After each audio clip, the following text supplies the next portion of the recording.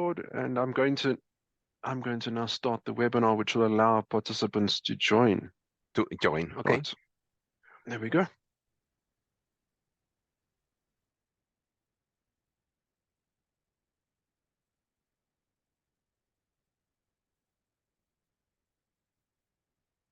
Okay, attendees.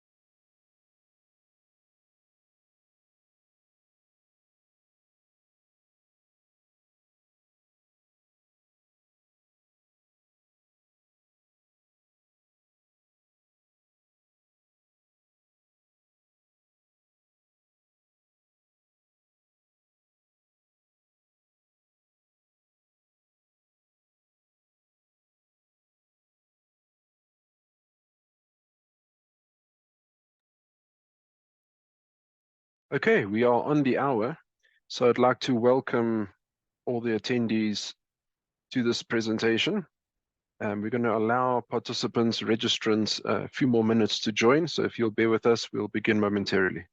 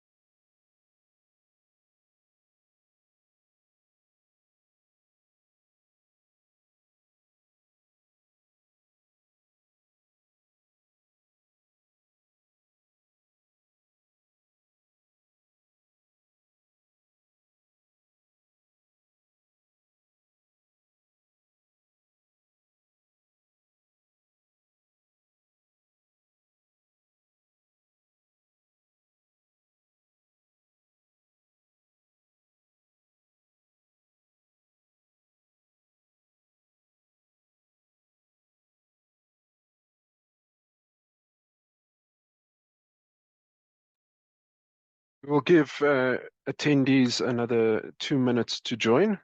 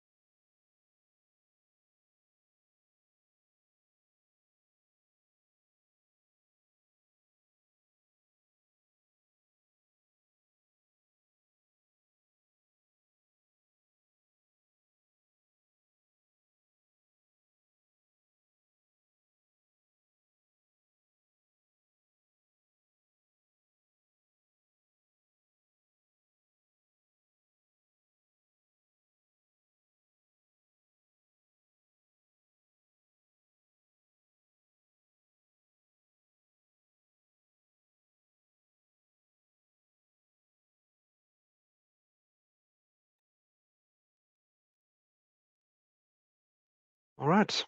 Thank you so much for joining this training that's being hosted by Verra today. The webinar today looks at Verra's VCS Jurisdictional and Nested REDD, what's known by the acronym JNR framework. This is part one of a two-part in-depth training for VVBs on JNR.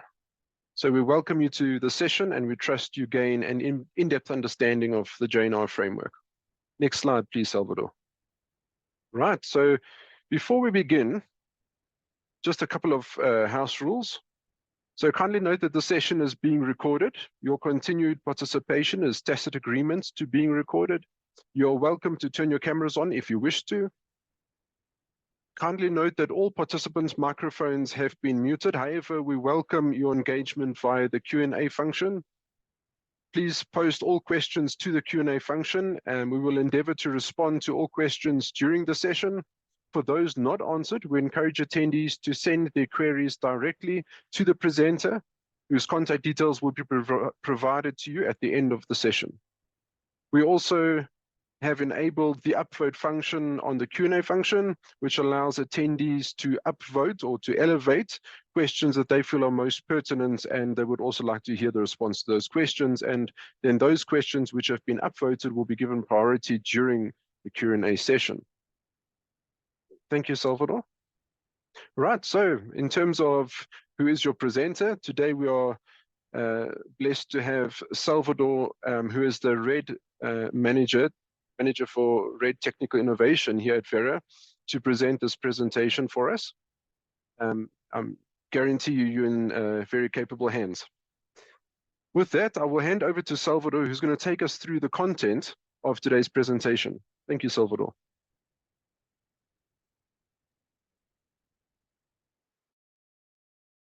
Thank you so much, Leo. I hope you can all hear me well.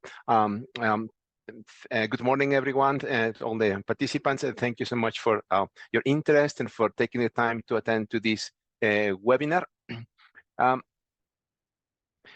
Let me start with this to provide some context of what we will be talking about here of the JNR framework.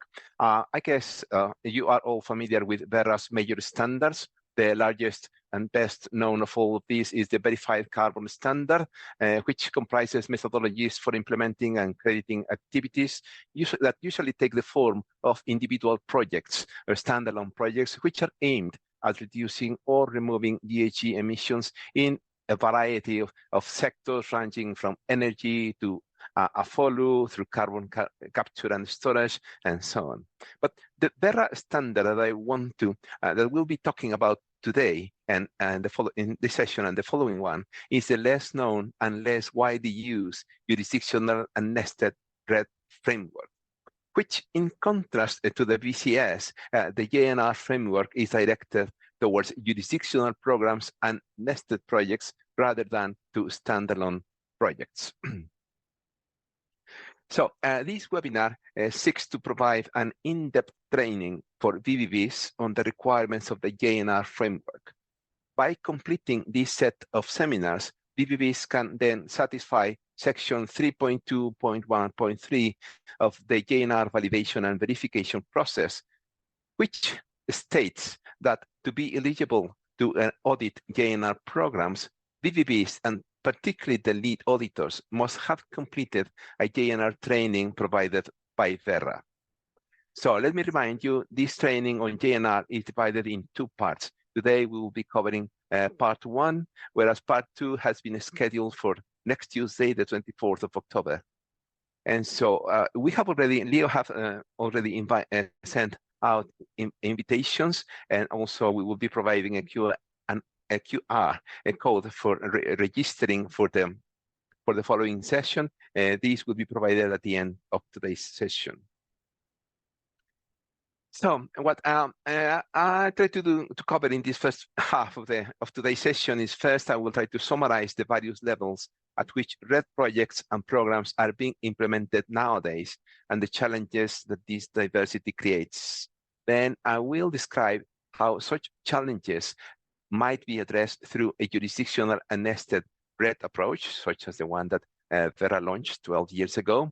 And then we will be looking at the main conceptual elements of the BCS JNR framework, as well as the main instruments that are used for designing a JNR program. So first, let me share with you where I see the main value of the JNR framework lies. We all know that forest projects aimed at reducing deforestation and forest degradation have been implemented for many years in various parts of the world. Naturally, the climate change mitigation benefits that such projects deliver was immediately recognized. And it was precisely the funding of such projects by private sector actors that led to what eventually became the voluntary carbon market since the 1990s. This happened way earlier than the UN program for REDD came into existence, and also way earlier than Verra was founded. So those initial projects were direct transactions between the forest owner, some technical advisor, typically an NGO, and investors from the private sector. And those projects typically were local scale projects that involved only interventions or activities that were strictly restricted to the project area only, without going or comprising large areas. And one important point is, at that time, there were no standardized methodologies or accounting protocols. Instead, what these projects were using for measuring or assessing their performance and the forest conservation, where they were just using standard methods from forestry, forest inventories, and so on. At the same time, in parallel, as it was happening in the voluntary carbon market, the REDD collaborative program was being forged as part of the UNFCCC negotiations. Although the REDD initiative or concept was first proposed in the COP11 of 2005, it was not until 2013 and 2015 that decisions for the implementation of the REDD collaborative program were finally made. This program, the UN REDD collaborative program, is not a market mechanism, but it's rather a mechanism for delivering conditional development assistance through payment for results to the countries, to the participant countries. It's a mechanism that is meant to be led and implemented by national governments through by implementing national strategies, national programs, public policies, and so on, which are funded by means of public funds that are complemented by financing from the international cooperation through various multilateral initiatives such as the UN REDD program, the Green Climate Fund, the Forest Carbon Partnership Facility, and so on, as well as also through bilateral initiatives such as the Norwegian International Climate Fund and the Forest Initiative, the Norwegian International Climate and Forest Initiative, the USA Climate Change Program, and so on.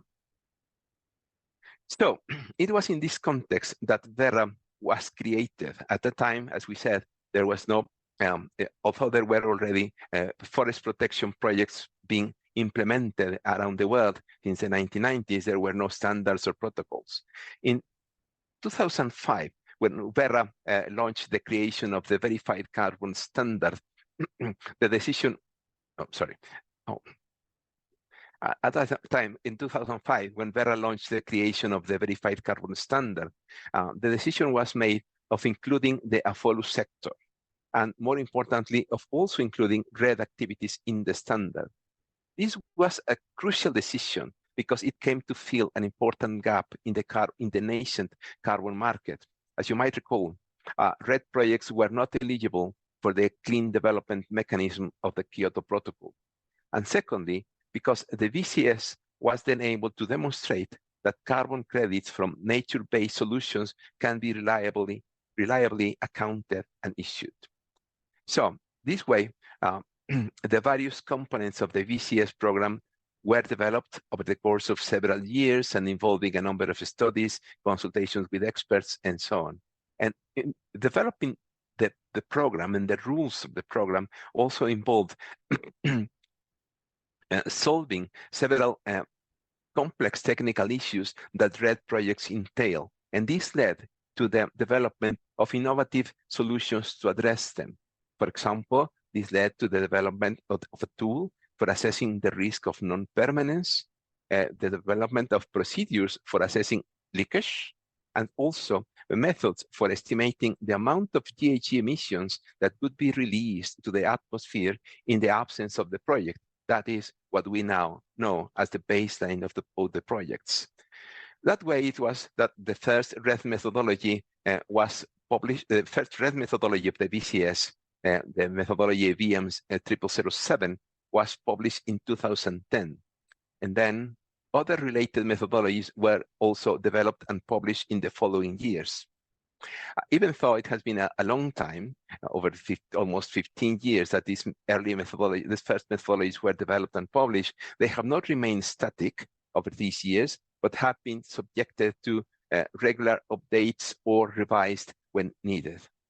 So that way, Verra pioneered and led the development and application of standards and methodologies for REDD projects for the voluntary carbon market, and the rest is history, as they say. You know, they have these sort of projects have grown to make Verra the lead standard for forest conservation projects with climate benefits. So the thing is that these parallel developments of standalone local level projects meant for the voluntary carbon market, along with the development of national REDD strategies under the UNFCCC and the UN REDD collaborative program, have led in some countries to the coexistence of both local level REDD projects that participate in the voluntary carbon market alongside national REDD strategies led by the national government. And in some cases, the standalone or local level projects are not integrated or incorporated into the national REDD strategy. So they do work along parallel roads.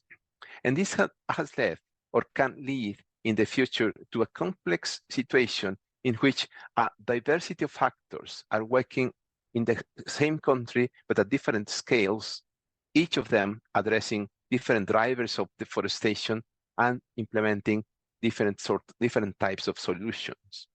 So while this multiplicity of initiatives and activities is obviously advantageous, it also creates operational and technical challenges. On the one hand, for instance, it creates the need for a close coordination between the various actors that are operating within the country in order to prevent duplication of efforts, avoid conflicts over carbon rights, and to prevent the double counting of emission reductions, and also to make an efficient use of financing sources. Also, technical issues also come from the different data and the different methodologies that are used by the individual projects, the local level projects, and by the programs that are being implemented at the jurisdictional or national level. For instance, local projects are better able, or it's more easier, it's easier for local projects to use higher resolution data and use more detailed and more accurate methods, even performing some measurements directly in the field, whereas country-wide programs have to resort to perhaps less accurate or lower resolution data and procedures. So in that context, it was some 15 years ago, the concept of nested REDD was put forward as an approach that might help to solve these issues. Nesting REDD projects within jurisdictions was proposed as a mechanism that would help aligning jurisdictional programs with local level interventions being implemented at the project level. And by doing so, the various drivers of deforestation and forest degradation that are operating in the country could be addressed more effectively through a variety of different responses. The nesting approach would also help to keep a consistent accounting of emissions and emissions reductions, and therefore avoid double counting of them.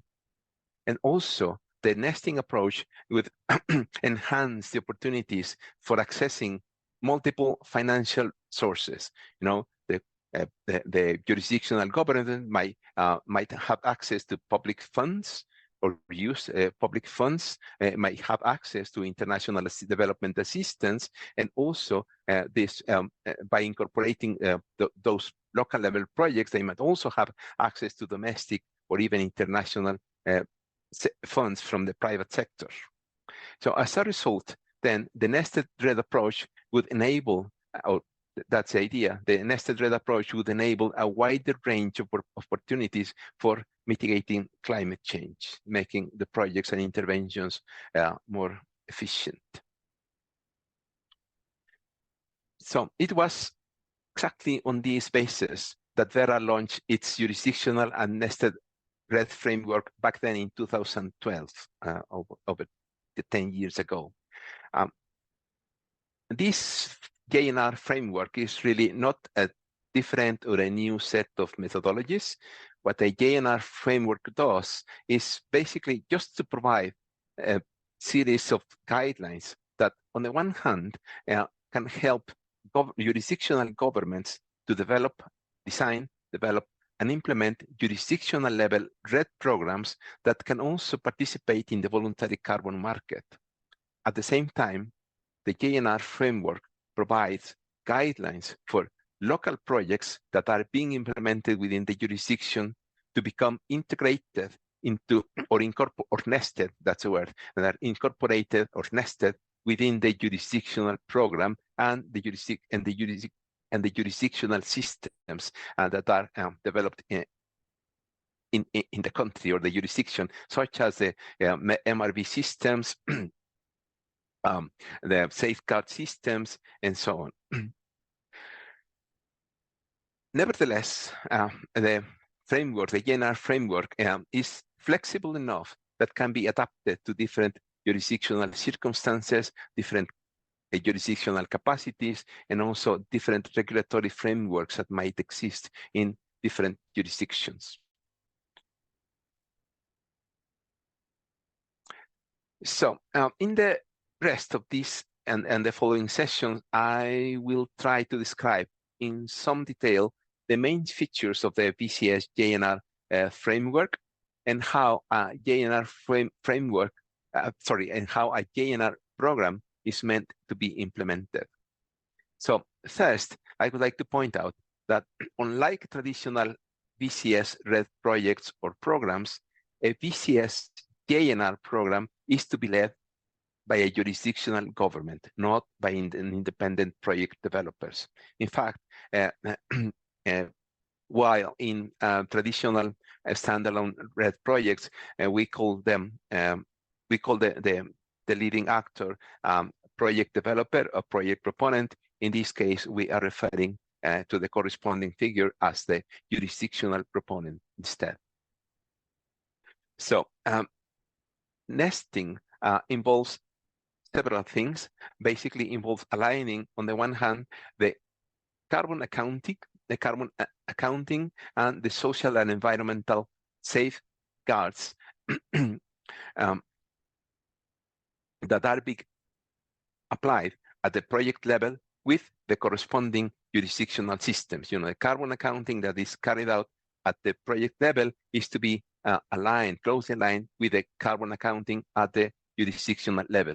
And also, all the projects have to observe the same and apply the same environmental and social safeguards as those that exist at the jurisdictional level or that are being implemented by the jurisdictional government.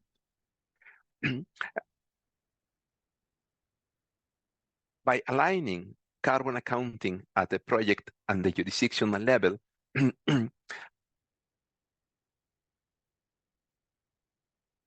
leads to, first, on the one hand, to ensure that the baselines of the projects nested within the jurisdiction are clearly aligned and consistent with the jurisdictional FREL.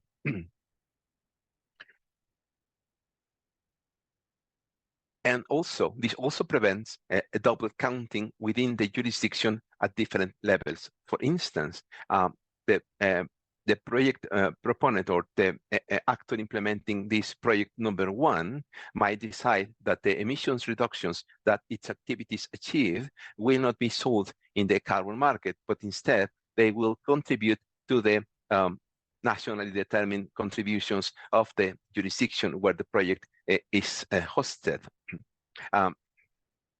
Whereas, by contrast, perhaps the actor implementing project 2 within this same jurisdiction might decide that the emission reductions that its activities achieve will be sold out in the voluntary carbon market. Perhaps for this, the project will obtain first a letter of consent from the jurisdictional government, and the GHG emissions reductions that the project achieves might be sold out in the form of an internationally traded mitigation outcome to an international buyer, and therefore the emissions reduction that this project achieved will be reduced from the NDC, from the country's NDC through a corresponding adjustment. You know, it's a very, it would provide for a very transparent and consistent mechanism for GHG accounting. Also, the nesting procedure also ensures that the projects, that these projects implement social and environmental safeguards that comply with the safeguards, for example, from the Cancun Agreement, and that are also consistent with the national safeguard system.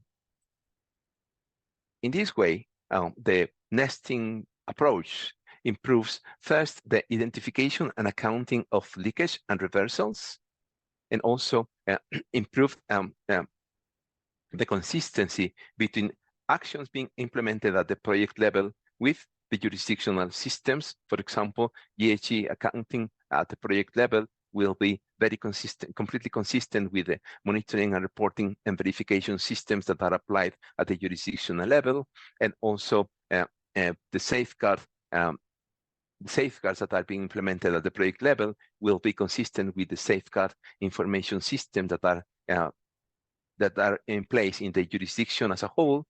And also the nesting approach improves the effectiveness of mitigation actions by basically summing or adding up together the local interventions or the effects of local interventions with the effects of government programs and public policies that are being implemented by the government in the jurisdiction. And also it improves the investment and financing mechanism, or enhances the investment and financing mechanisms devoted to forest conservation and GHG emissions reductions within the jurisdiction by facilitating access to first public funds from the jurisdictional government, international assistance from the through the jurisdictional government, but also the private sector directly through the buyers of GHG emissions reductions. So even though the JNR framework provides for aligning the GHG accounting, safeguards, and monitoring systems and all that, a key component of the nesting approach in the JNR framework is the nesting of carbon accounting. The idea is the core principle of the JNR framework is that carbon accounting should be nested within the jurisdiction. The idea is that the baselines of these projects that are being implemented within the jurisdiction, or even lower level programs of projects that are being implemented within the jurisdiction, all of them are fully aligned with the jurisdictional forest reference emission level, the FREL, the jurisdictional FREL. That is, in theory, if you add up all the baselines of these projects that are being implemented within the jurisdiction, and all of them encompass all the forests existing here, they would all add to the jurisdictional or national FREL. And by doing this would ensure that carbon accounting is fully consistent within the jurisdiction, and therefore the monitoring and reporting and verification of carbon emissions and reductions across the various scales, the monitoring, reporting, and verification of carbon emissions at the project level, or these lower level programs, or at the entire jurisdiction, a lot of them fully consistent and more accurate. Now, there are various manners, or we can think of various different ways in which nesting carbon accounting can be achieved. For example, we might just say that the jurisdictional FREL is just divided equally across the entire jurisdiction. And so if this project encompasses 10% of the forests of the jurisdictions, it might take 10% of the FREL, and so on. The approach that the VCS JNR framework adopts is a very particular one.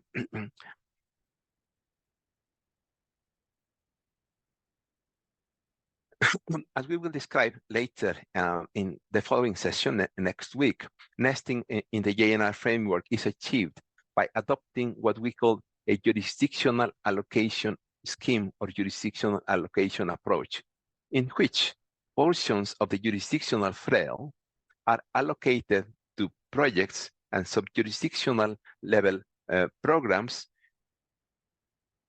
to form or to become the baseline of the projects or the FREL of these sub-jurisdictional programs.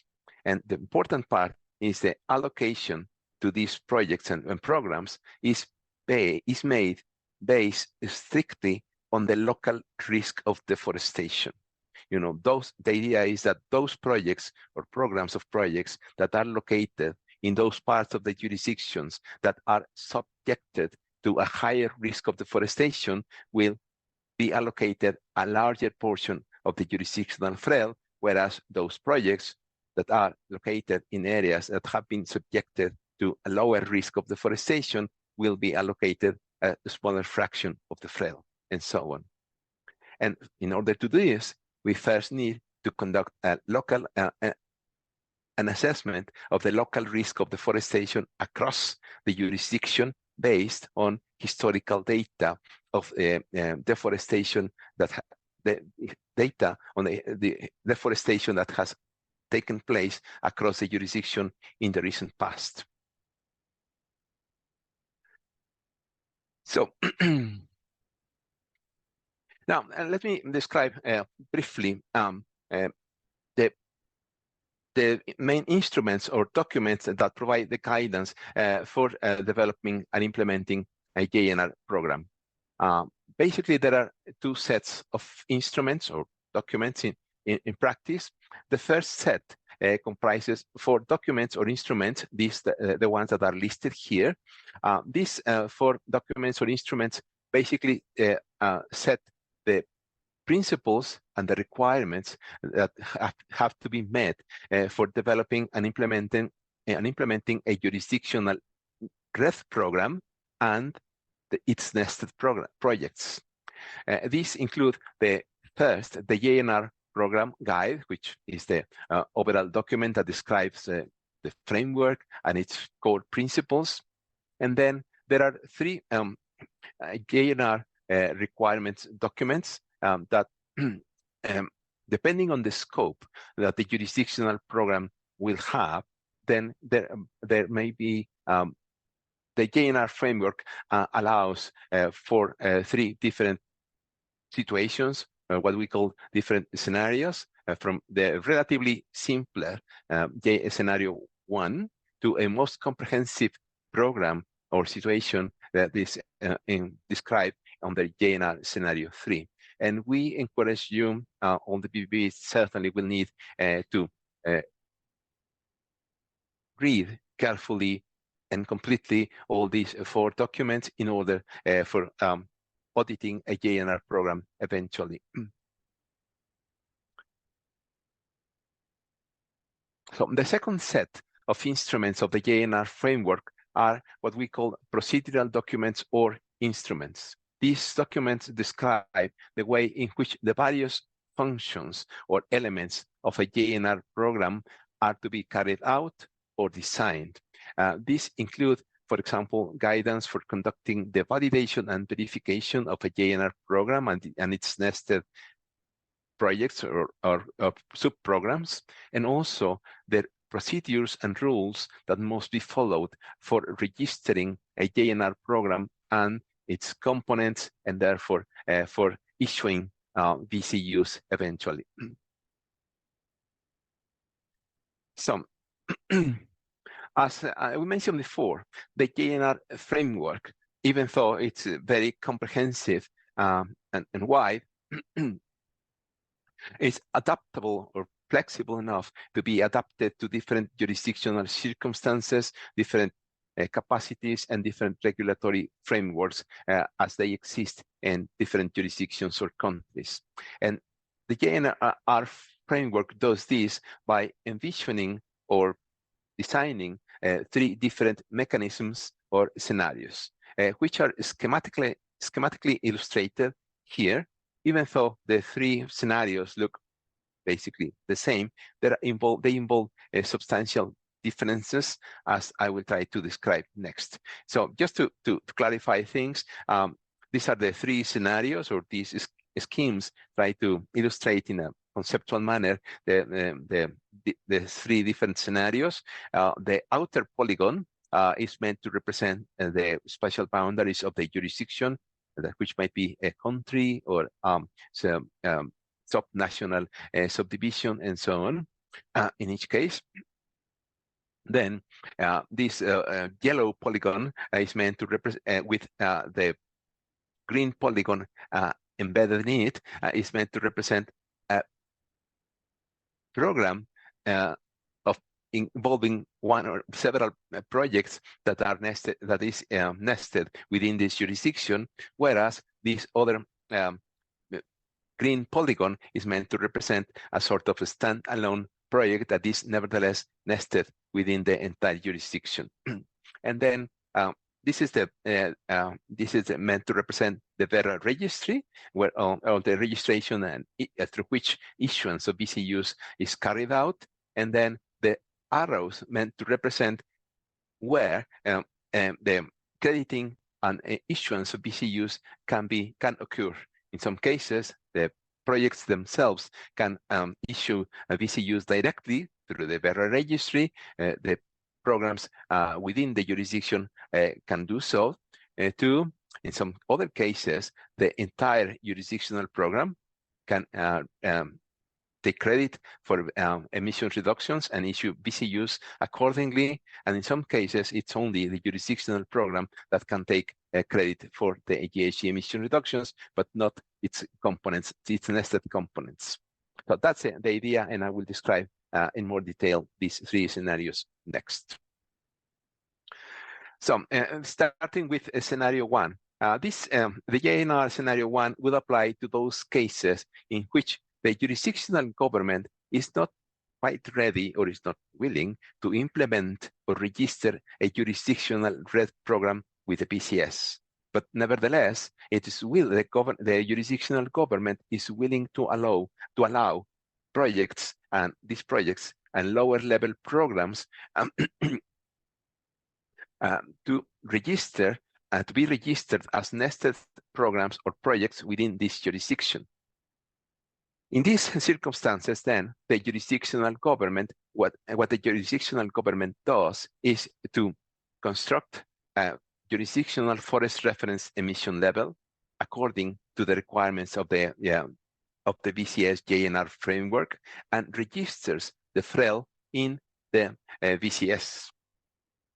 Then the second part, the nesting part, or the nesting process involves first that the project's baselines and the FRELs of these sub-jurisdictional lower level programs that are to be implemented within the jurisdiction should be constructed by allocating portions of the jurisdictional FREL to each of them according to their deforestation, the local deforestation risk.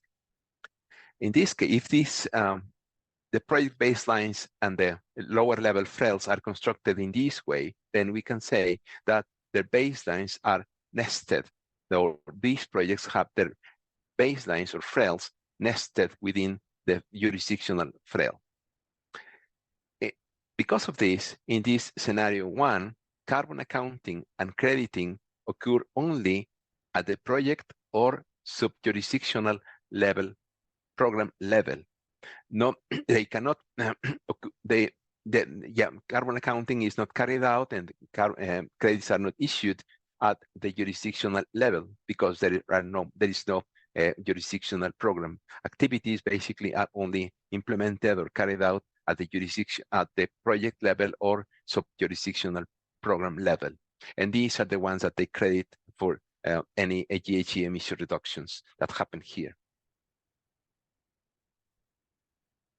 And the JNR scenario 2 applies to more fully developed circumstance in which the jurisdictional government has already developed some of the key elements of a national REDD or subnational REDD program, including, for example, a REDD strategy, a forest reference emission level, an MRV system, and also a safeguards information system.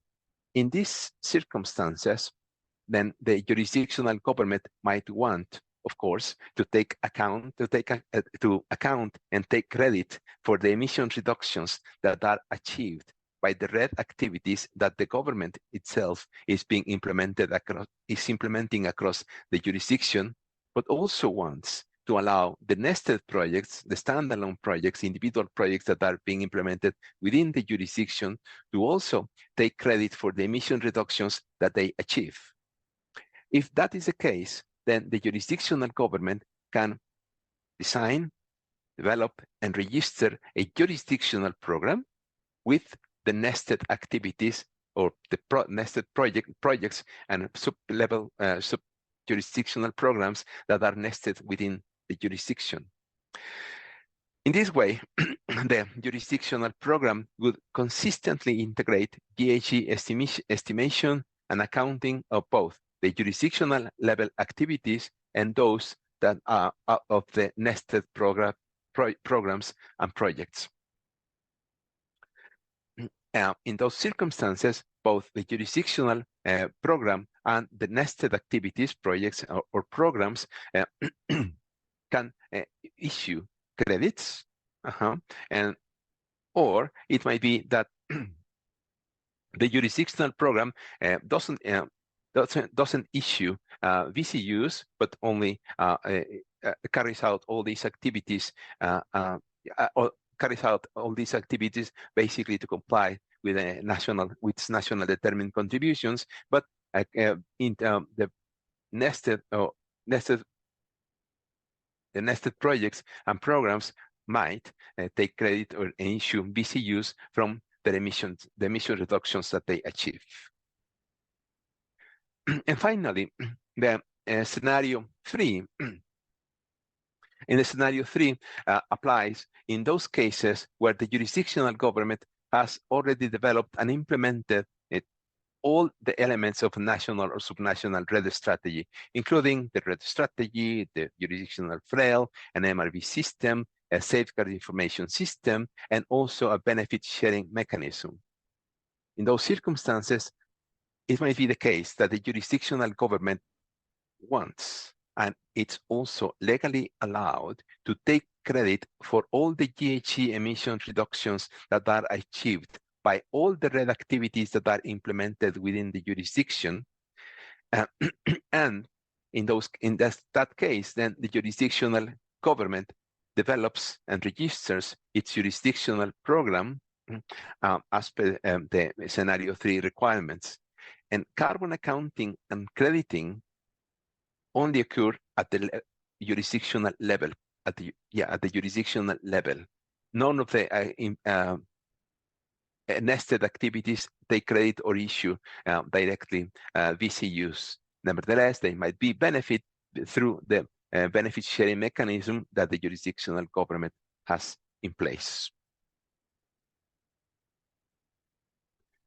So the JNR framework, basically, all the documents and instruments of the JNR framework basically describe or lay out all the principles and procedures by which local level REDD projects can be integrated into government-led REDD programs at the jurisdictional levels.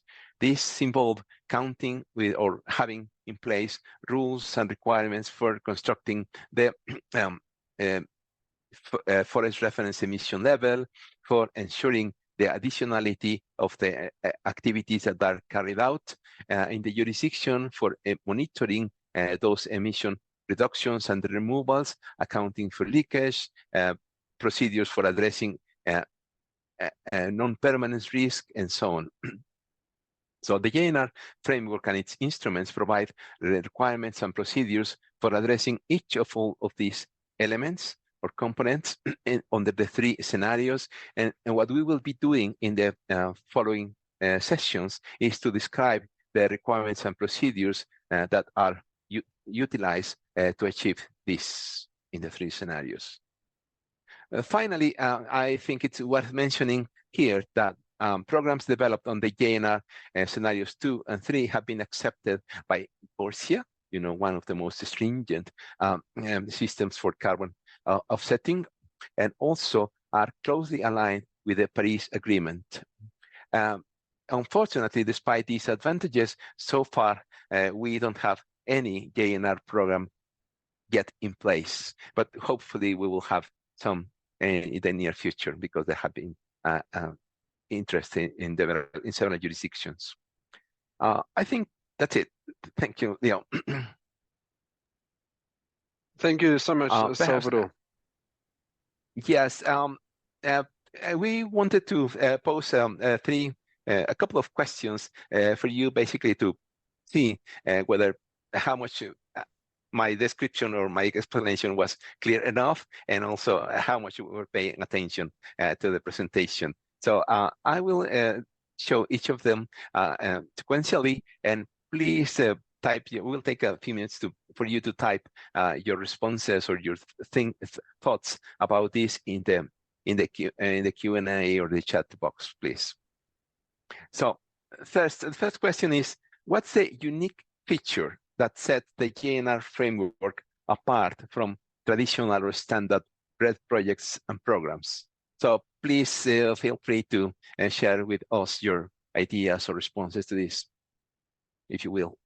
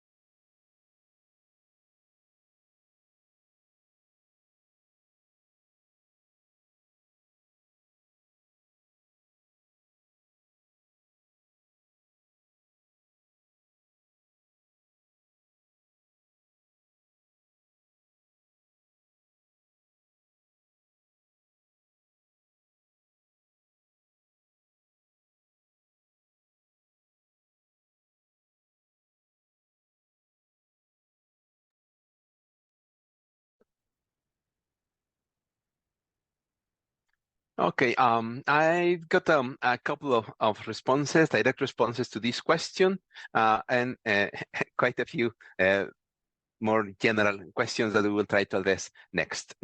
So the response, the answer to this particular question is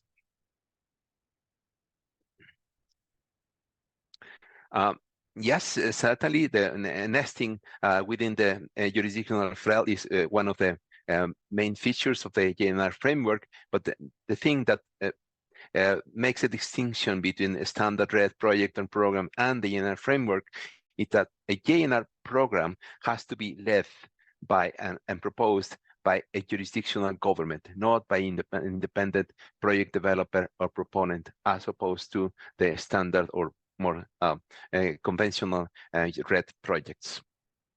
So the second question is, what would make a jurisdictional proponent go for a scenario 1 program instead of a scenario 2 program? What do you think might make the difference for a jurisdictional government to go for scenario 1 instead of scenario 2?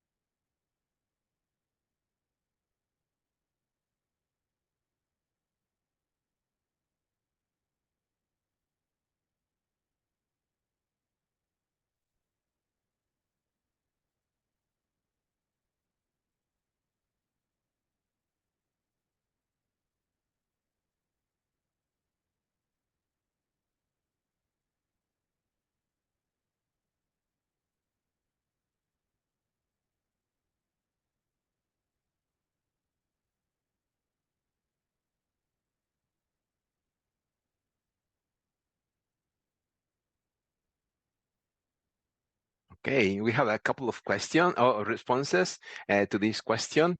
On the one hand, one of the responses is what would make a jurisdictional proponent go for scenario 1 instead of scenario 2 program is that there exists a cohesive national REDD strategy and baseline that aligns methods between project and the jurisdictional program. And another answer was that the lack of key elements of the UNFCCC, such as the REDD strategy, FREL, and MRB, or safeguards information systems, etc. Yes, I think that it's along these ways. Basically, the main difference is that the jurisdictional government in the scenario 1 case, the jurisdictional government might not yet have in place all the components necessary to develop and implement jurisdiction-wide REDD program. For example, they might be lacking a safeguard information system or MRB system or something, but they have, so the only thing that they have in place or are willing to use and register with Verra is the jurisdictional FREL. And that leads us to the third question. What would make a jurisdictional proponent go for a scenario 2 instead of a scenario 3 program? What do you think might make the difference?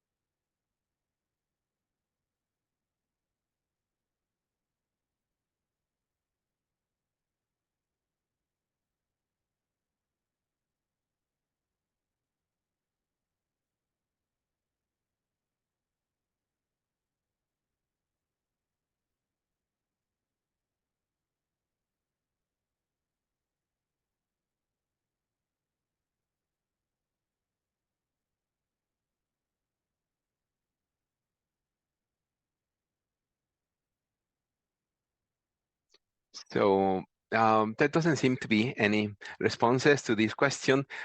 Basically, there are two things that could make the difference between a scenario 2 situation and scenario 3.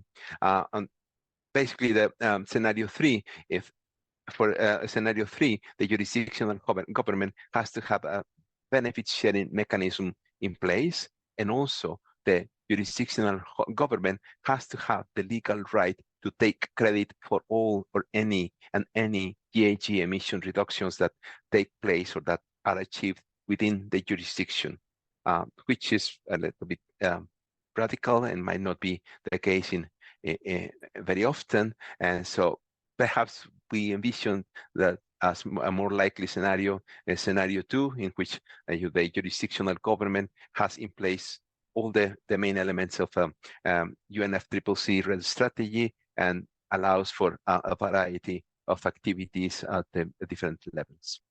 So those are the three questions, but nevertheless, we will go back to them if necessary in that case. So what's next, Leo? We're over to the Oh, Q&A yes. function, Salvador. Yes. Yes. Thank you so much, Salvador. So that takes us to the end of this first part of this specific training webinar, part 1. We're going to have a body break in a few minutes, and we'll continue with the second presentation. So we're just going to go through some Q&A, some questions now that have been raised. Before we get into the written questions, Salvador, I see there's a hand from Adrian. I'm going to allow him to speak there. Adrian, can you unmute yourself? Okay. Sorry, actually, it was involuntarily. Okay, no problem.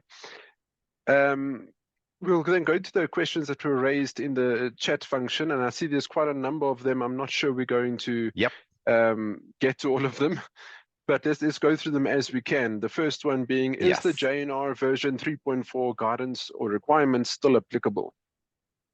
No, in principle, we are now in JNR version 4.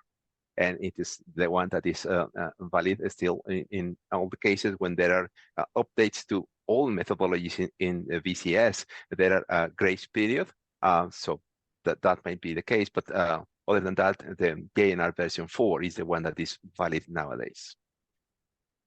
Perfect. And then, yeah, sorry. Please proceed. I don't know if you want to go through the next one then, Salvador. Yes, there is another second question. Do you have any database info for nesting strategy globally? And how to ensure the proper nesting strategy implementation in the field and with the stakeholders official? I think this is a highly detailed question, several questions actually, that we might need to go back in detail, and perhaps some of these topics might be covered in the following sessions too. So I will hold this on this one, please. So, and there is another very specific question. Says the JNR version 4 release effective date indicates that JNR version 4 documents are effective on the date of release unless evidence of contracting for validation under JNR 3.4 is provided prior to the 15th of April 2021. Does this mean that the JNR baseline description version 3 and the validation report 3.1 can be applied if contracting occurred prior to April 2021? I guess it does. We will have to go with to ask our colleagues at program management for these very specific questions. But I don't think, yes, we will have to go back to them to see what applies in this particular case if this actually happened, the contracting occurred prior to April 2021. Oh, there's another very complex one. Is it possible for the proposed project can only intended to seeking the CCB standard rather than seeking for VCS? Yeah, for sure. And what makes for a project listed to Verra standard without aiming for carbon credits? Oh, yes, for sure. We also have the CCB standard, and projects can is one of the standards that Verra hosts and manages. And yes, for sure, it's not necessary for you for a project to go for both standards. And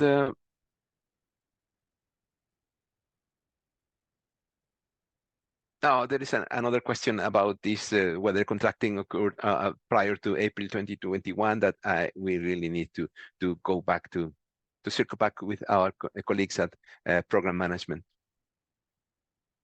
And there is another question. The last one is, how do we allocate deforestation from PREL for the projects under scenario 1 and 2? That is something that we'll be dealing with in the third part of this one, the second session of this one next week. So please hold on this one, and we will address exactly this issue or this topic in next week. Thank you. Perfect. Thank you, Salvador. It seems like many of these questions will be answered during the subsequent presentations, of which we have another presentation in 5 minutes. We want to point out, Salvador, if you can jump to the next slide, please. I want to point out that when we go to our body break now, a 5-minute body break, we won't stop the recording, we'll continue recording. Here is Salvador's email address. So some of these questions may be specific about specific instances, and we encourage you to email them to Salvador specifically. He will address them. Bearing in mind, as he indicated, many of the issues that have been raised will either be addressed in the session now within the next 5 minutes or in next week's session as well. That being said, I thank you all for your attention, and I encourage us to take just a 5-minute body break, and we'll return for the second presentation by Salvador. Thank you. Thank you, Leon. Thank you all. We'll be back in a few minutes.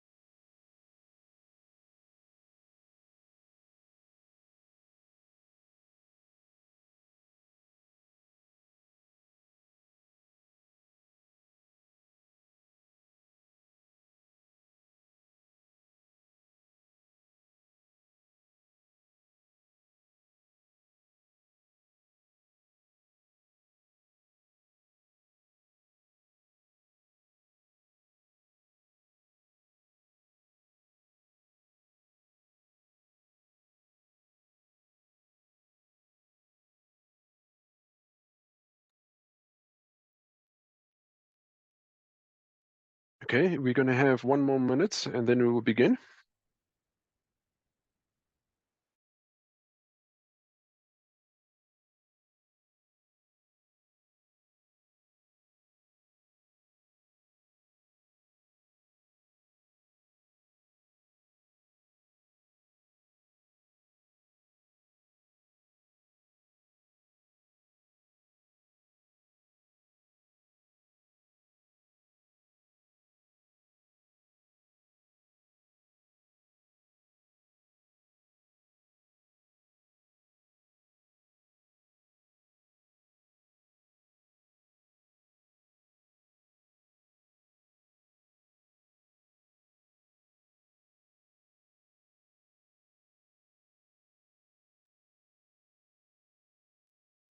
All right, welcome back.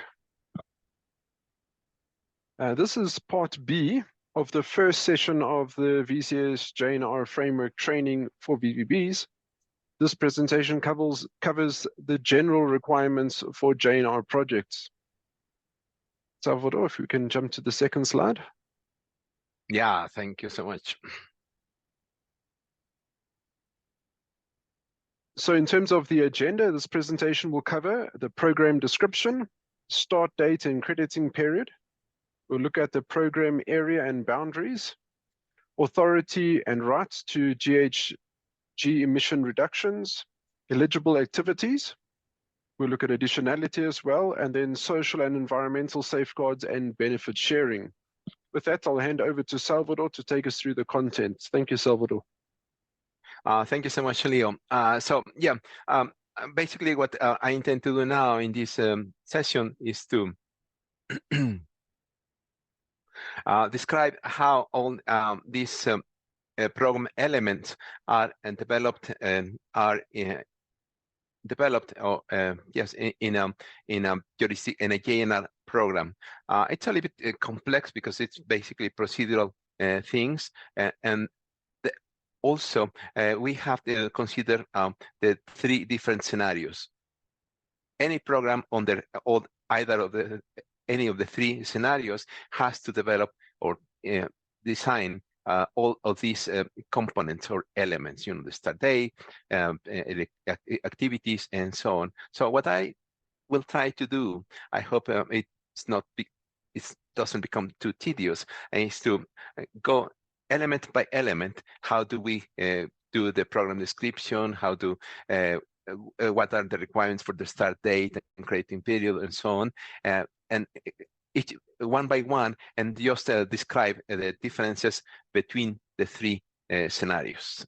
I hope it works, but yes, please, if you have any questions or doubts, just raise them in the Q&A box, please.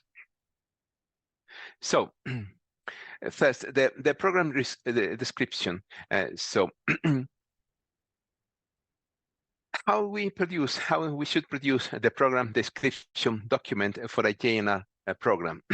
So first, starting with the scenario 1, there is, first remember, in scenario 1 case, there is no JNR, there is no jurisdictional level program. All what we have at the jurisdictional level is the jurisdictional FREL.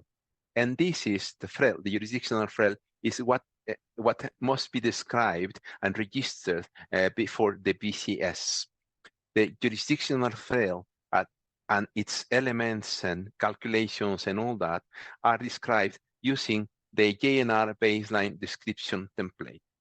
This description should include the general characteristics of the FREL, such as the start date, the previous commitments, and also, very importantly, it should identify and basically list all the projects and lower level programs that are to be nested or encompassed by this, to be nested within this FREL or encompassed by this FREL. And the FREL description also describes in detail all the elements of the jurisdictional FREL, basically how the FREL was constructed, how what data were used for constructing the FREL, how it was allocated to the nested projects and programs and lower level programs. And then Yeah, that's for the description of the jurisdictional FREL. Then each of the nested projects and lower level programs must be described in itself in a separate project description or jurisdictional program description document. For instance, the nested projects should be described in the well-known, in the regular VCS project description template. And this is something that is important to notice because at the project, notice that at the project level, you are using the regular VCS project description document, the one that you have been using, that we have been using for standalone regular projects. And this is because, as I said in the previous session, the JNR does not involve different methodologies for projects, or different methodologies. Basically, at the project level, what we use is the regular VCS methodologies as applicable. What the JNR framework provides is just the overall framework for nesting these projects within a jurisdictional program or FREL. Lower level programs are described in the JNR program description template, depending on how the projects within these programs are being developed or implemented. By contrast, in scenarios 2 and 3, remember, we will have a jurisdictional level REDD program that encompasses the entire jurisdiction. And in both cases, then the jurisdictional level REDD program has to be described using the JNR program description template. Now, scenario 2 program also includes nested projects and lower level programs. And each of these has to be, all of these have to be identified within as part of the program, jurisdictional program description. And each of these nested projects and lower level programs has to be described by itself using the regular VCS project description template, whereas nested lower level nested programs have to be described using the JNR program description template, depending on how they are being implemented using scenario 2 or scenario 3. Another difference is that under scenario 3, we do have a jurisdictional level program. This is to be described in the JNR program description template, but we really don't have nested projects or nested programs within this jurisdictional program. This illustration, this scheme is wrong, but this is what we have now in the JNR version 4 documents, because there are really no projects or individual projects or sub-jurisdictional programs. What we have is only a jurisdictional level program that includes local level actions or wider-ranging sets of activities, but they are not really standalone or in the individual projects per se. At least not projects like the one that we are talking about here, or standalone projects in the regular REDD projects. So this is a different concept. Basically, what we have here in the scenario 3 is a jurisdictional level program with a number of different activities, some of them implemented across the entire jurisdiction, perhaps a national level policy or regulation, and some on-the-ground activities in different parts of the jurisdiction. But all of them are just parts or components of the jurisdictional program. And so, therefore, in scenario 3, we only describe the jurisdictional level program with all of its activities and interventions that are contemplated in the JNR program description template. Now, moving to the start date for the jurisdictional program and the nested projects and lower level programs that are nested within the jurisdictional program. First, starting with scenario 1, what we are talking about here is the start date of the jurisdictional FREL and the start date of the baselines of the nested projects. Perhaps the main consideration here is that the jurisdictional FREL might have been constructed before the before the REDD activities or projects that are being implemented within the jurisdiction are in place. So therefore, the start date of the FREL cannot be the same as, or cannot be based on when these activities began implementation. Instead, what the JNR framework states in this case is that the start date of the FREL is based on when the projects and lower level programs may start using the FREL. But the only other consideration is that the start date for the FREL cannot be earlier than the 1st of January 2016. This is the date when the Paris Agreement was adopted. So the start date for the jurisdictional FREL is not based on when activities actually start implementation, but basically when it starts, when these projects that are nested within the jurisdiction can start using the FREL for their baselines. Beyond that, the nested projects and programs should also comply with the requirements that are set out in the BCS standard for any REDD project.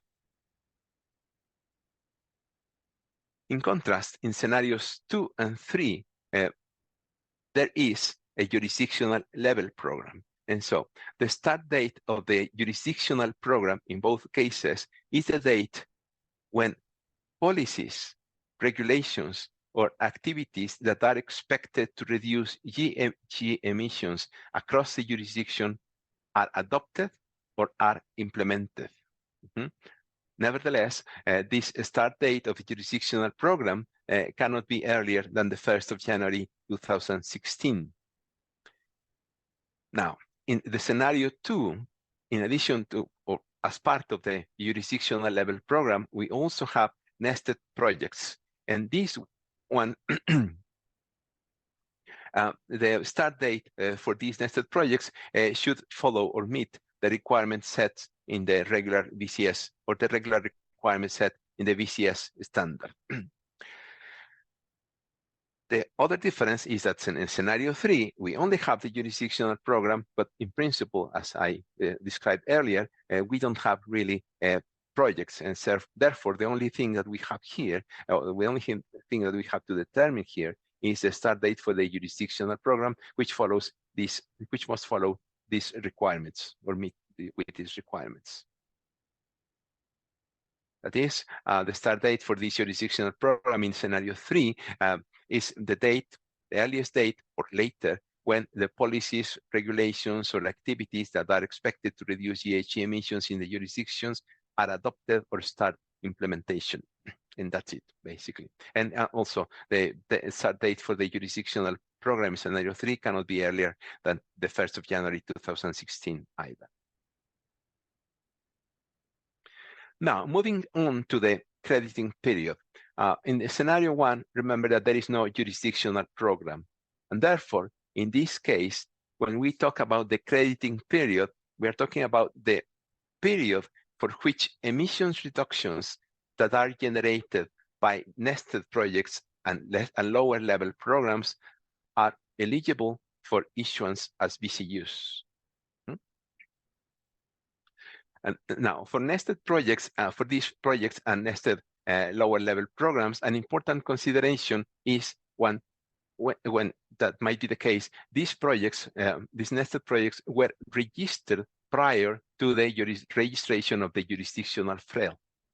In this case, the first crediting period or the first nested crediting period for these projects begins when their first allocated baseline is applied.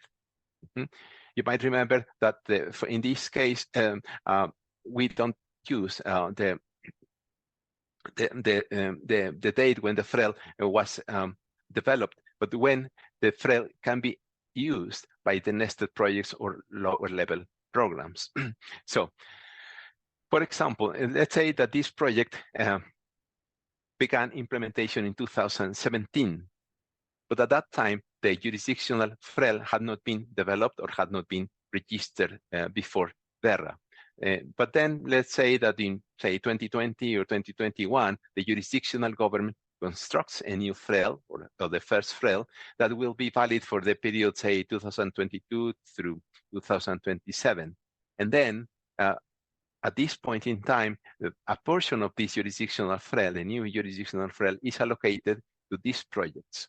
So even though these projects began implementation in 2017, then the first crediting period of the nested project would begin with a new allocated baseline in 2022. So it's a little bit complicated, but I hope you get the idea. In scenarios 2 and 3, in contrast, there exists a jurisdictional REDD program in both cases. And in those cases, then the crediting period is the period for which GHG emissions reductions that are generated by the jurisdictional program and its nested projects and programs, or its embedded activities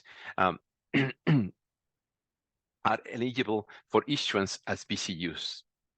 In both scenarios, the crediting period for the jurisdictional program must be as listed here. It might be 10 years, it can be renewed twice, or it can be initially 20 years and renewable for an additional 10-year period. In any case, the crediting period for the jurisdictional program is to be at maximum 30 years long. Now, in scenario 2, we also have, in addition to the proper jurisdictional level program, we have nested projects and lower level programs. And again, the important consideration is what happens in those cases when these projects, the standalone projects that later become nested within the jurisdictional program, began implementation prior to the registration of the jurisdictional REDD program. That's the same consideration that before applies here. You know, the first the first nested crediting period of these projects starts when the first when the new allocated baseline starts. That is not the case in scenario 3, in which we only have properly a jurisdictional level program, but this involves activities or local level activities, but there are no really projects, nested projects.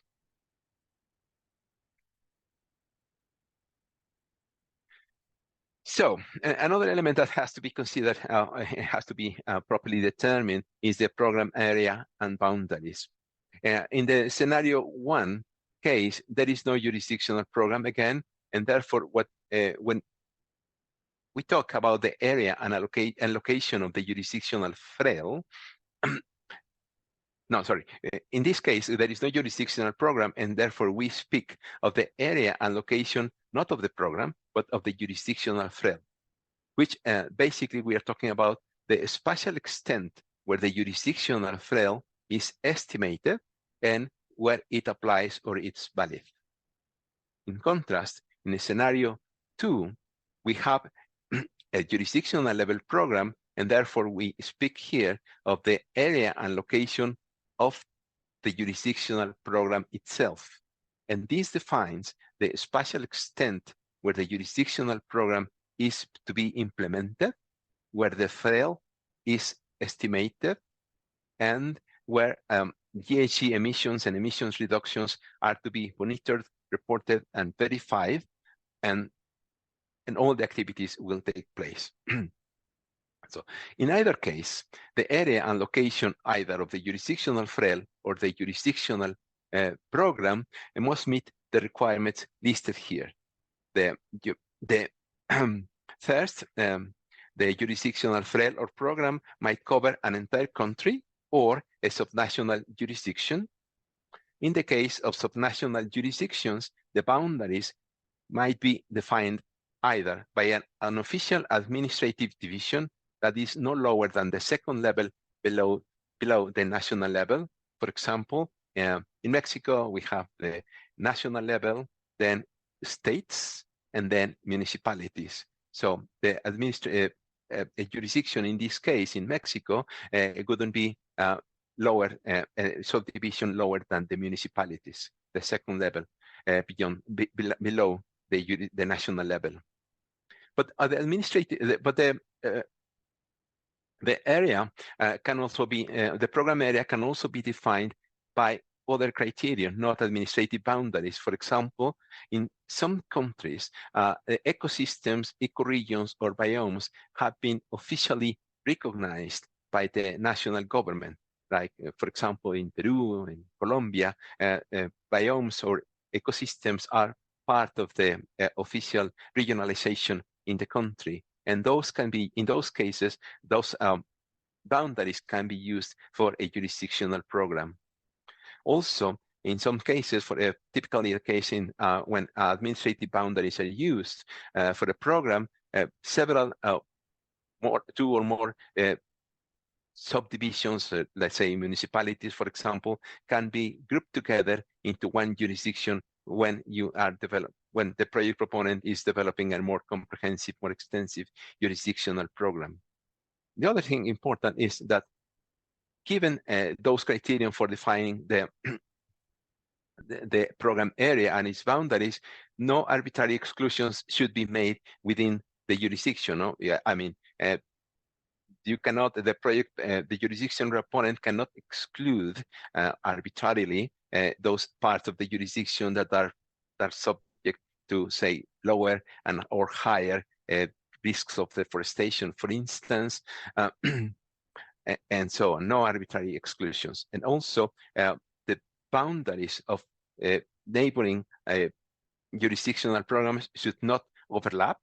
That's particularly the case in those cases where lower level subnational administrative boundaries are used, and so perhaps two states, two neighboring states might develop their own programs, and it's important or a requirement that the boundaries do not overlap between them. And also the JNR framework makes provisions for those cases that happen in some countries where the boundaries of the administrative subdivisions or political subdivision of the country change over time. In those cases, the boundaries of the jurisdictional program can be adjusted or changed over the course of the program implementation. Beyond that, the projects that are embedded within or nested within a jurisdictional program must follow, for the definition of the spatial extent and boundaries, the requirements set up that are set out in the VCS standard as usual. In the case of the scenario 3, we speak of the area, when we speak of the program area and boundaries, actually we speak of the area and location of the jurisdictional program only. Remember that we don't even thought that we have, in this case, the scenario 3, we have a jurisdictional, all-encompassing jurisdictional program that involves or includes a number of local level interventions, activities, and so on, but these really are not independent or individual projects themselves. And so what we need to define is only the spatial extent of the program area and its boundaries for the program, for the jurisdictional program. That is where the jurisdictional program applies. Where the jurisdictional program is being implemented, where the fail is estimated and monitored, and also where emissions reductions are being monitored, reported, and verified. And this must, the boundaries of this jurisdictional program must follow exactly the very same requirements that we described before. It can be the entire country or subnational jurisdiction. If administrative boundaries are used, this should not be lower than the second level.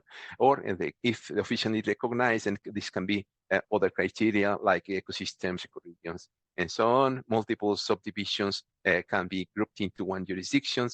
These should not have arbitrary exclusions. Boundaries should not overlap, and the boundaries might be changed upon an exceptional circumstances.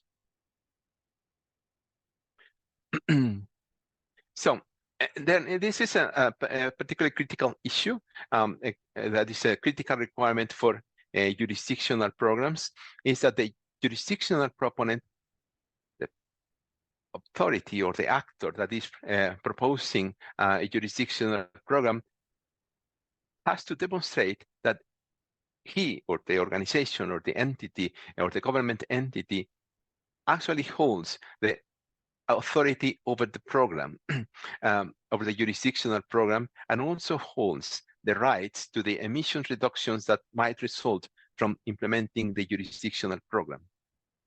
By program authority, we mean that the jurisdictional proponent must have the legal authority, the legal right to adopt and implement REDD policies and measures within the jurisdiction. And when we talk about the rights to GHG emission reductions, what we mean is that the jurisdictional proponent demonstrably has the right to participate in the benefit sharing or transactions of GHG emission reductions by virtue either of some form of land rights or land management rights, or by its participation in those activities that generate GHG emissions reductions. Those two criterion or those two requirements are really, really critical for a jurisdictional program. In the case of scenario one, there are no requirements with respect to the authority and rights at the jurisdictional level because no credits are issued at the jurisdictional level. So these requirements for authority and rights to GHG emissions are only apply to the nested projects and lower level programs.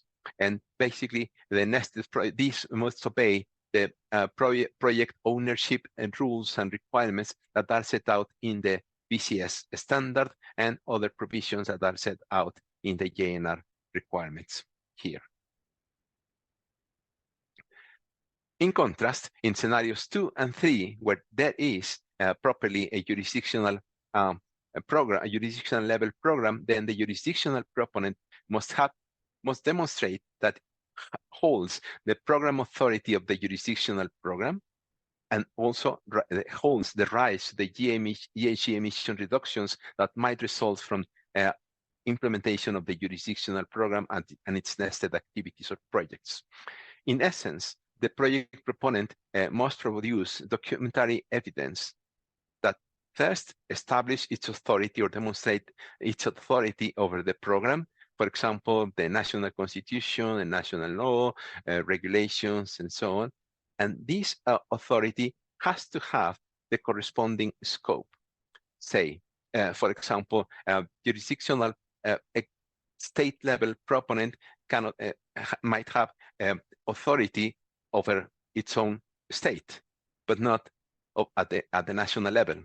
Whereas a national authority, a national level proponent might have authority over a state within the same country. So the scope of the authority has to match the scope of the program, of the jurisdictional program.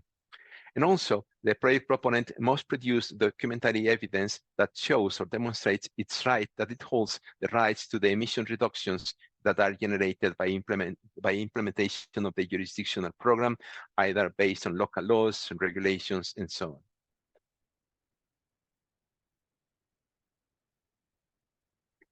And now, in scenario 2, where there exist nested projects and lower level programs, these must obey the project ownership and rules that are and requirements that are set out in the BCS standard. Whereas in scenario 3, where there are no really projects or so, basically the only thing that applies is the requirements at the jurisdictional program level only. Now, let's come to activities, the REDD activities that are eligible under the JNR framework. As of today, the only REDD activities that are eligible in the JNR framework are those that are aimed at, first, reducing emissions from deforestation and forest degradation. Provisions for also including activities aimed at enhancing carbon stocks, for example, afforestation and reforestation projects, are to be developed in the coming, perhaps we will start working on this in next year. And one important consideration is that those activities that are aimed at protecting forests that are not on the risk of deforestation are not eligible at all. At the jurisdictional level, it's up to the jurisdictional proponent to decide which of those activities are to be included in the jurisdictional FREL or the program. However, as for GHG accounting or emissions accounting, first, emissions coming from deforestation must always be accounted in any case. Emissions coming from forest degradation must be accounted if they are significant. That is, if they account for over 5%, if they are estimated to account for over 5% of total emissions. Another important consideration is that the nested projects or lower level programs within each of these jurisdictions basically may include any REDD activities that are eligible under the BCS standard. I don't know if you're following me, if this is clear. You know, within the JNR framework at the jurisdictional level, we only have, as of today, the provisions for activities aimed at reducing deforestation or forest degradation, not for afforestation, reforestation, rehabilitation, and so on. However, these projects we might have projects nested within the same jurisdiction that are addressing afforestation, reforestation, or other activities that are not included in the jurisdictional program. Those activities basically are developed under as a part of a separate, as if it were a separate project, individual project, following the usual methodologies of the BCS, even though these emission reductions are not counted or are not included into the jurisdictional FREL, because this one only encompasses deforestation, the emissions from deforestation and forest degradation. That's the case in both the scenario 1 and scenario 2. In scenario 3, the same rules apply, but only for the jurisdictional level program, and there are no special or particular considerations for those activities that are implemented within the jurisdiction. Now, the other important aspect is additionality.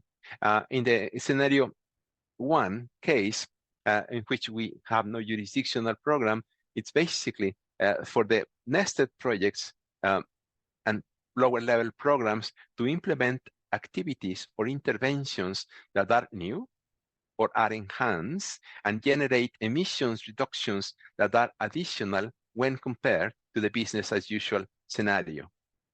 Also, the additionality of these activities is also embedded or somehow incorporated into the jurisdictional FREL by establishing a conservative benchmark against which the performance of these activities or projects, nested projects and programs can be measured against.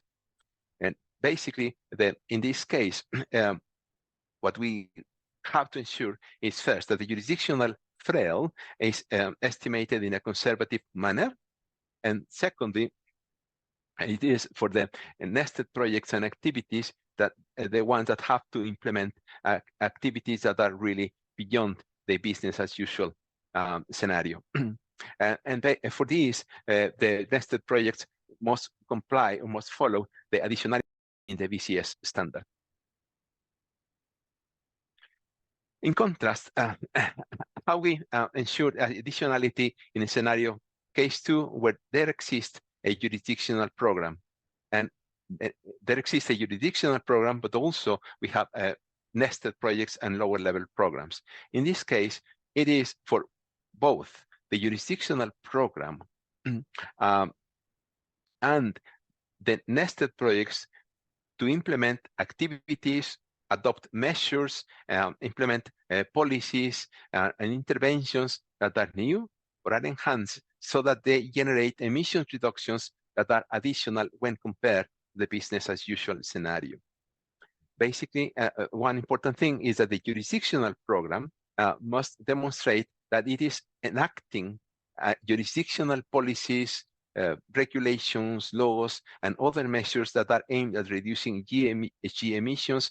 For example, those that are typically contained in the National REDD strategy or a jurisdictional program or development plan, and so on. In addition to the additionality of the on-the-ground activities that are implemented by the nested projects and programs.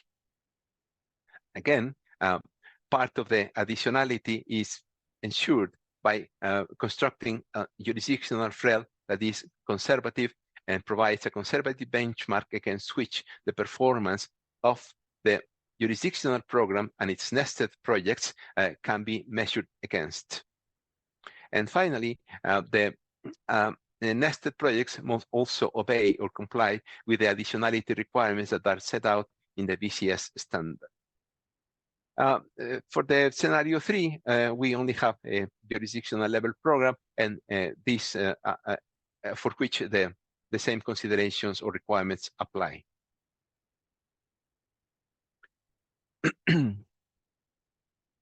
Now, as for the social and environmental safeguards and the benefit sharing mechanism, in scenario 1, there is no jurisdiction level program, but nevertheless, it's important that the jurisdictional frame is constructed in a transparent manner and in consultation with all relevant stakeholders. Also, the jurisdictional proponent must set up or have a mechanism in place for receiving, addressing, and reporting grievances and concerns that are submitted by stakeholders, in this case, in relation to the design and allocation of the frame. And finally, the nested project, the projects nested within the scenario 1 program must comply with the safeguard requirements that are set out in the BCS standard, all of them.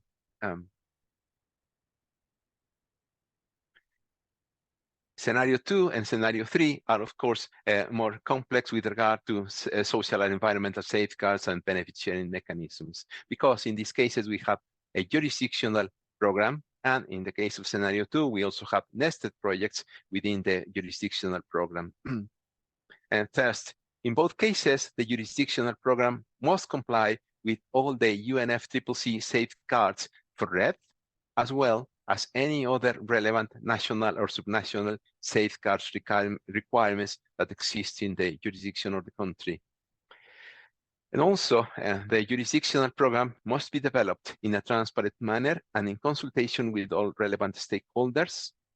The jurisdictional proponent must also set up a mechanism for receiving, addressing, and reporting grievances, and concerns that were submitted by stakeholders in relation, this case, to the design and implementation of the jurisdictional program. And they also have to have in place an equitable, transparent, and legally binding benefit sharing mechanism. And the nested projects have to comply with the requirements set out in the BCS standard. And basically, this is it. The JNR, the scenario 3, it only have a jurisdictional level program and has to comply with all these requirements. No provisions for the activities nested within that. And basically, those are the main requirements or general requirements have to be designed and described for these sort of projects or programs in the 3 scenarios. Thank you so much for your attention. Leo, over to you. Thank you so much, Salvador. Appreciate it. Yes, we come to the Q&A section again of this presentation. Salvador, we have 8 questions which have not been responded to yet. I'm just cognizant of the time allocation that we have remaining. So if you want to, perhaps you can delve into at least half of them perhaps in the time we have available, and I would recommend then those that we do not get to, perhaps we can encourage participants to write to you directly, and your email addresses on the next slide, or the 2 slides on. So perhaps let's Yes, take the first couple, Salvador. Yes. So again, the first one is, how do we allocate deforestation from FREL for the projects on scenario 1 and 2? Again, this will be dealt with in detail in the next week, next Tuesday.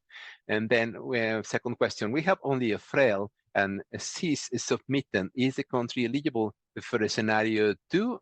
No, we have to develop and implement a jurisdictional level REDD program, but it might be eligible for the scenario 1. For sure. And where we can find the example of a PDD for JNR scenario 1, 2, and 3 that using this methodology, we don't have any example yet because we have no JNR program registered quite yet. We have the templates for sure, and these are available in our website. Example for BCS ID, no, we don't have any registered for the JNR, any JNR program registered yet. So yeah. Why the allocated project baselines must cannot be earlier than January the 1st of 2016. What happened is that the Paris Agreement was adopted at exactly that date, and basically it was a sort of compromise or perhaps arbitrary decision, so that, you know, because in some jurisdictions, in some countries, projects are being implemented for much longer, and you know, we cannot go back that long. It was a sort of a compromise decision for that. Could you provide an example in an understandable context of the difference between lower level jurisdiction and jurisdictional program?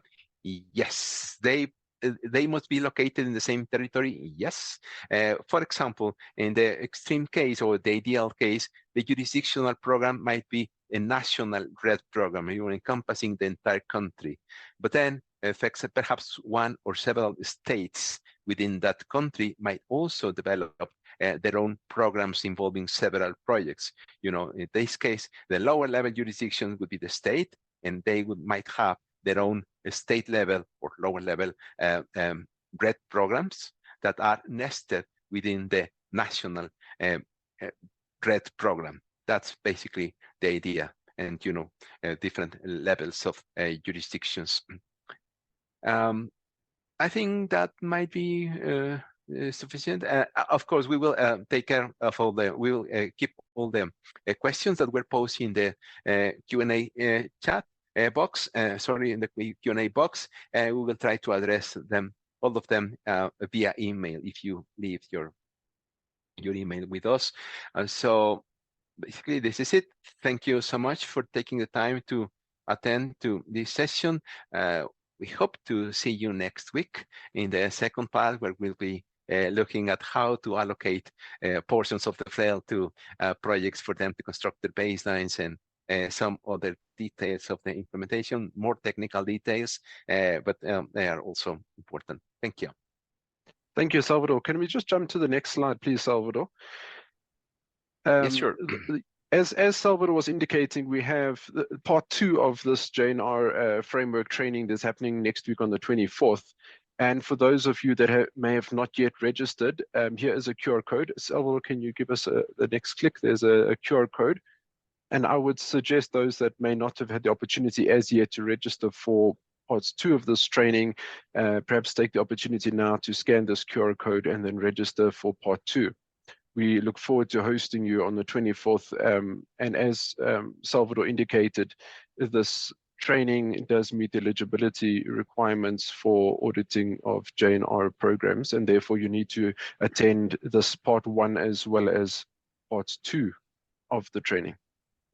That being said, we thank you so much for your attention. And Salvador, if you can jump then to the next slide. Here is Salvador's contact details. As indicated, his email address is here, and you're welcome to email some of the questions that may not have been addressed, or specific questions can be emailed to Salvador and he will respond to those.